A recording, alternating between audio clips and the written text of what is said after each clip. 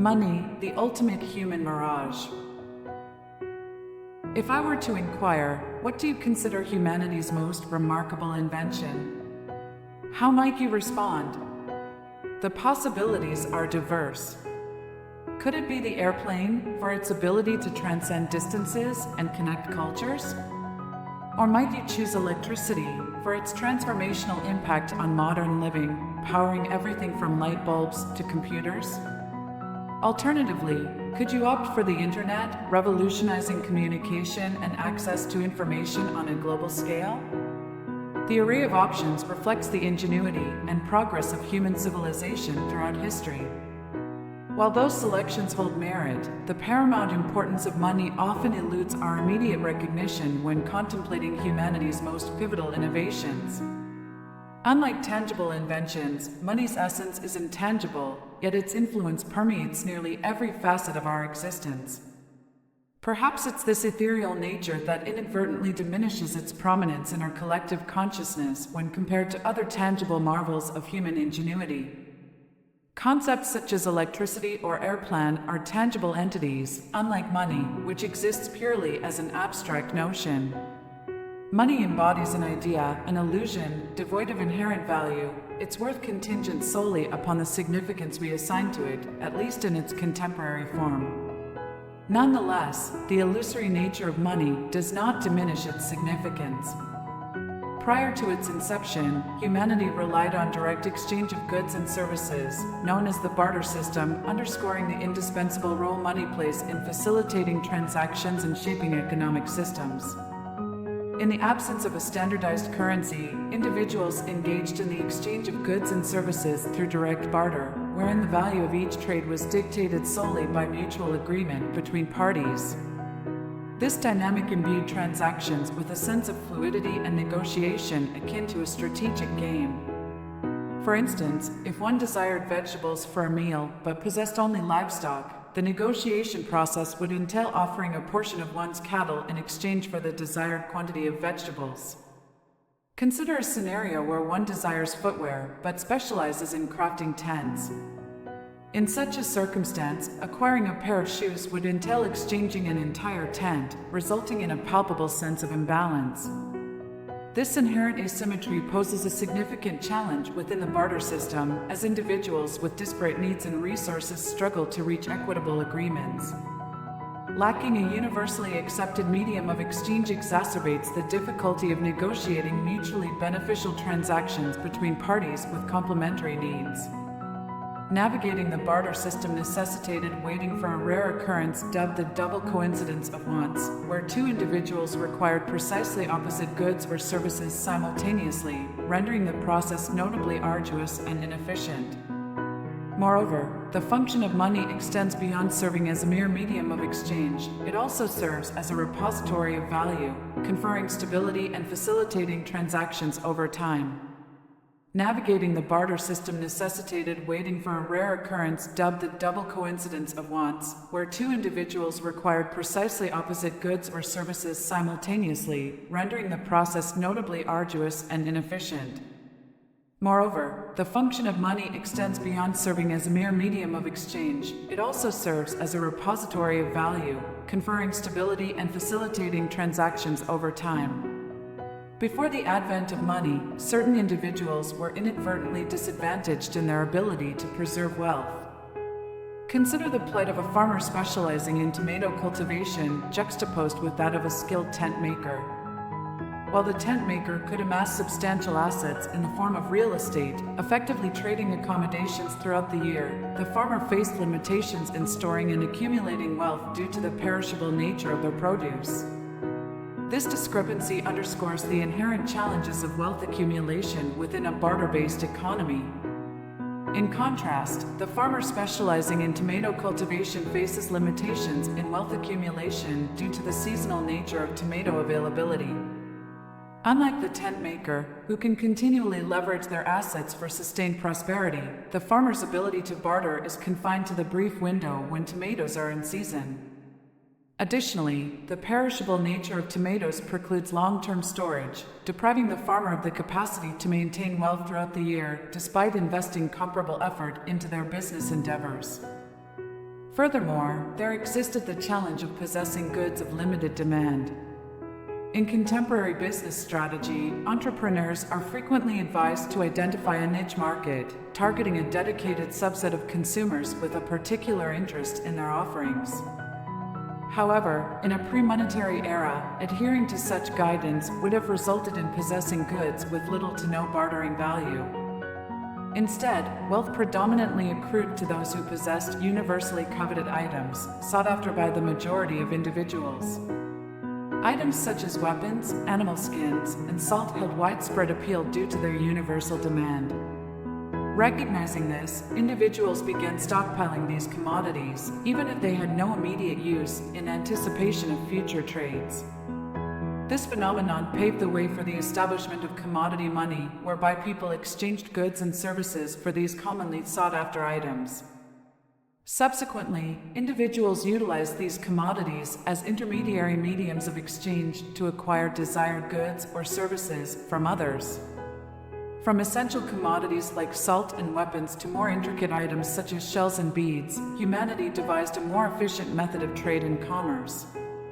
Rather than engaging in direct barter, where goods and services are exchanged for potentially unwanted items, individuals began exchanging their goods and services for arbitrary objects functioning as placeholders of value, essentially issuing IOUs. Or IOU. Following this, individuals could utilize these placeholders of value to acquire desired goods and services from others. This concept proved to be exceptionally ingenious, prompting a gradual shift away from the barter system towards monetary exchange systems worldwide.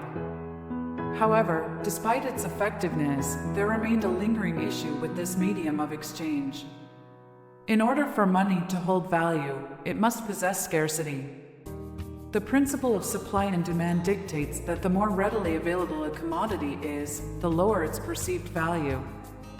Therefore, items like sand or shells, which are abundant and easily accessible, are not effective measures of value. Around 770 BC, a significant milestone in economic history unfolded as the first metal coins were minted in China. In a gesture of reverence to their cultural heritage, the Chinese craftsmen fashioned these coins in miniature replicas of tools that had previously served as currency.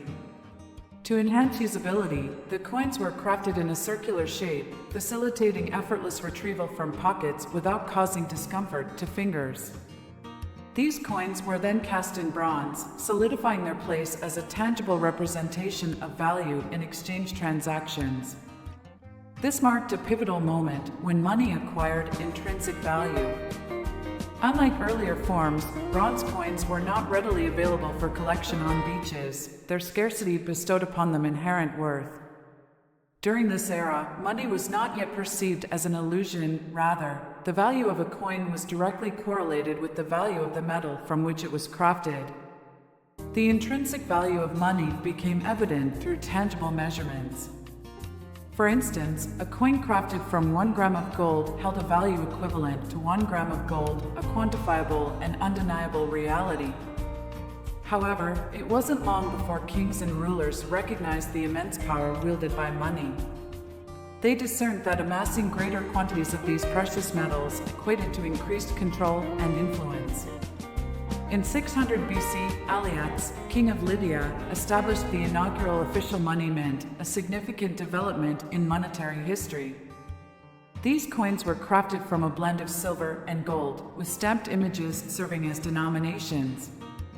This innovation allowed individuals to readily discern the value of each coin by simply examining the image imprinted on its surface. Driven by the desire for increased wealth, the world's rulers sought to expand their monetary reserves. However, the high cost of precious metals posed a challenge.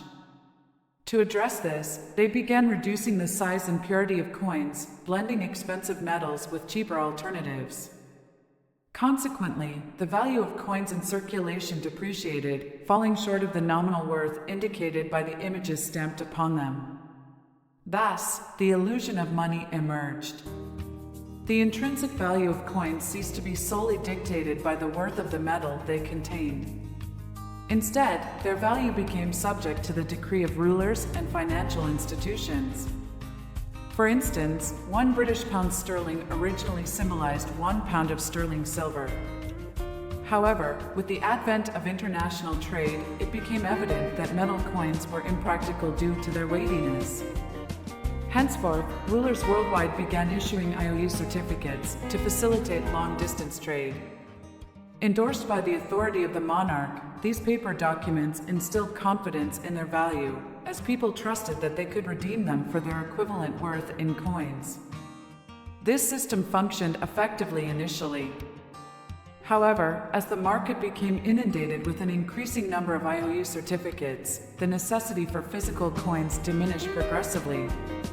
Over time, the value of paper currency became rooted in our collective belief, irrespective of its detachment from physical gold and silver. Across epochs, from the era of ancient monarchs to the present-day governance by governments and central banks, money has retained its illusory nature.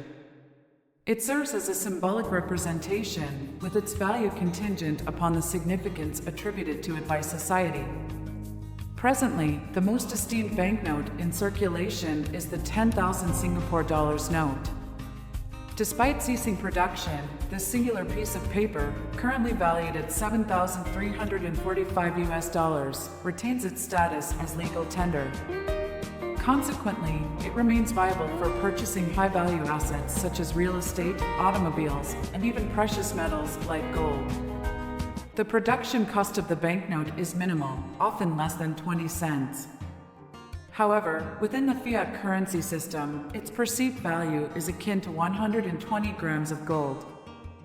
Fiat is the term we employ to denote this contemporary illusion. Derived from Latin, it translates to "let it be done," encapsulating the notion of trust and consensus upon which the system relies. It's a governmental proclamation that defines and mandates the value of currency, establishing it as legal tender. The illusion surrounding money often goes unnoticed in our daily lives. Yet, akin to the ancient monarchs, today's governments comprehend the influence of currency and perpetually strive to amass more of it. They recognize that possessing greater quantities of these paper assets equates to heightened authority and control. What course of action do they pursue? Essentially, they have the ability to conjure additional currency out of thin air. For instance, if the United States government requires $370 million for, say, another F-22 jet, they possess the capability to simply print the necessary funds. However, this approach comes with a significant drawback: inflation. The fundamental essence of money lies in its function as a medium of exchange, which underpins its intrinsic value. Therefore, the quantity of currency in circulation should correspond to the production output of goods and services. When more money is printed than the available goods and services, all else being equal, the prices of these goods and services escalate, while the value of the currency diminishes. Consequently, numerous economists, as well as ordinary individuals like yourself and me, harbor concerns regarding the stability of the current global reserve currency, the United States dollar. The year 2020 proved to be an exceptionally challenging period for the global community. In the aftermath of the pandemic, numerous economies faced unprecedented shutdowns. As a result, the availability of goods and services dwindled, causing a significant decline in overall economic output. The world seemed to grind to a halt as a consequence. To prevent the economy from collapsing and avert a catastrophic breakdown of societal functions, the U.S. government resorted to printing money at an unprecedented rate, surpassing any previous instances in its history. Presently, an astounding 40% of the U.S. dollars currently in circulation have been printed within the past 18 months alone. This statistic is nothing short of staggering. However, given that the nation's overall productivity hasn't experienced a proportional surge, there exists a looming risk of inflation. We can already observe signs of this phenomenon manifesting in the skyrocketing prices of commodities, exemplified by the tripling in price of lumber compared to just a year ago. You may have observed that prices at your favorite restaurants have subtly risen compared to last year. While the increase might seem negligible, a slight uptick, perhaps 20 cents more for guacamole at Chipotle, it's occurring right before your eyes. At first glance, the decision by governments to distribute stimulus and unemployment checks to their citizens appears beneficial. However, the truth is, it's a complex issue with both positive and negative implications.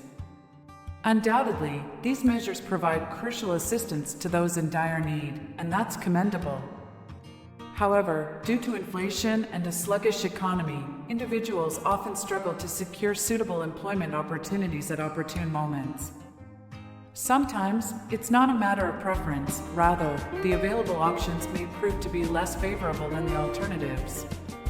Take, for instance, the situation in the United States, where waiters and waitresses are not legally mandated to receive even minimum wage.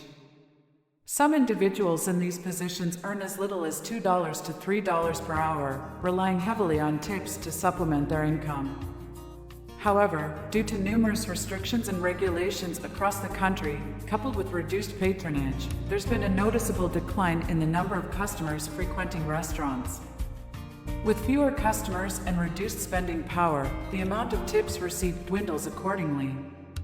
When employees find themselves unable to earn a sufficient income, they're inclined to seek alternative employment opportunities or leave altogether. This creates a domino effect. Without sufficient staff to sustain operations, businesses risk closure. Yet, what recourse remains in such circumstances? When individuals can potentially earn more from unemployment benefits and stimulus checks than they would through employment, the incentive to seek traditional jobs diminishes significantly. In essence, the Federal Reserve of the United States provides the government with a surreptitious means of generating money seemingly out of thin air and inject it into the economy without arousing significant scrutiny. Prior to 2020, the United States carried a staggering $29 trillion debt burden, an unimaginable sum by any measure. This debt is primarily acquired through the issuance of bonds and treasury notes, essentially contractual agreements stating that the government will repay the holder a specified amount plus interest. At present, investing in a 10-year U.S. Treasury bond yields a meager 1.23% return upon maturity. For instance, if you were to invest $1,000 today, you would only gain $12.30 by the year 2031. This return may already seem unimpressive, but what's worse is that it fails to outpace inflation, which is aimed to remain at approximately 2% annually. In reality, inflation rates often exceed this target, but delving into that discussion is a topic for another occasion. When you invest in government securities from your own nation, whose currency you rely on daily, you inadvertently witness a decline in purchasing power over the span of a decade. Each passing day further erodes the value of your investment. Nevertheless, banks, businesses, and individuals worldwide continue to purchase these bonds and treasury notes, providing the government with substantial funds to allocate as it deems necessary. Nevertheless, when the government must fulfill its debt obligations, the funds generated from various sources have typically been exhausted. Consequently, the government repurchases the treasuries and bonds, but exclusively from major financial institutions. These institutions are then reimbursed with newly created money, essentially conjured out of thin air. Since March 2020, the Federal Reserve has repurchased over $1 trillion in bonds and intends to persist with this strategy into the foreseeable future. As a result of the influx of new funds injected by the government, banks have the capacity to extend more loans to individuals, thereby earning higher interest and fostering economic expansion. However, this surge in lending amplifies the overall money supply, subsequently diminishing the value of each dollar. Given the multi-trillion-dollar stimulus payments and infrastructure initiatives, one cannot help but question the sustainability of this approach in the long run. The introduction of new money diminishes the value of existing currency. Although the balance in your bank account remains unchanged, the newly printed money devalues your existing funds. Essentially, by retaining your wealth in any fiat currency, like the US dollar, its worth gradually erodes over time. Watching your bank balance, you'll notice a gradual decline in purchasing power day by day. Understanding that money is essentially an illusion is a crucial realization we must all come to terms with. Only then can we gain clarity on the journey to financial liberation. It's akin to a perpetual game, one without a definitive conclusion. Recognizing that money lacks intrinsic worth and solely derives value from our collective perception is key to refraining from hoarding wealth in currency. Instead, investing in assets that outpace inflation offers the best chance of succeeding in the game. It's not about winning per se, but rather avoiding substantial losses. With the ongoing printing of money, the purchasing power of each dollar diminishes daily, while the value of assets worldwide continues to appreciate. However, this apparent growth is illusory, a product of deception and illusion. Despite the seemingly relentless ascent of the stock market, characterized by its constant upward trajectory, the reality is far from reassuring. Everything is measured in the same currency that steadily loses value with each passing day. For instance, if we were to assess the performance of the Dow Jones, essentially a gauge of 30 major U.S. companies, in terms of gold rather than USD, it becomes apparent that we've essentially remained stagnant since 1997. It's an illusion, a deception. What's the ultimate aim of this relentless cycle? With fiat currencies and an infinite money supply, will the value of each currency inevitably erode into oblivion? Will the chasm between the affluent and the destitute widen indefinitely? Or will we muster the resolve to address an age-old dilemma and cease entrusting our financial well-being to those who chip away at it day by day? Only time holds the answer, but rest assured, there exists a path to redemption.